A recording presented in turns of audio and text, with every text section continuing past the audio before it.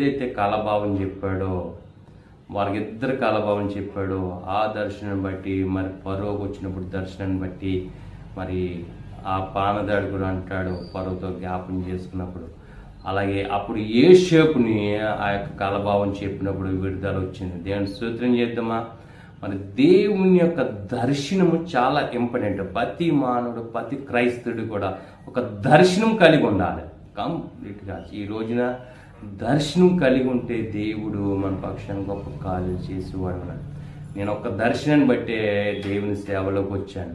ఆ దర్శనాన్ని బట్టి దేవుని యొక్క ఆ దర్శనం కలభావం చూసినప్పుడు దేవుడు నాతో మాట్లాడిన ఆ దర్శనమే నాకు నా జీవితానికి మార్పు వచ్చింది. అటు రీతిగా మీకు వచ్చిన దర్శనాన్ని బట్టి కూడా ప్రియా సహోదరి సహోదర, మీకు ఏ దర్శనం వచ్చినా మీ అందుబాటులో చెప్పగలిగే దేవుని సేవకులు ఉన్నారు.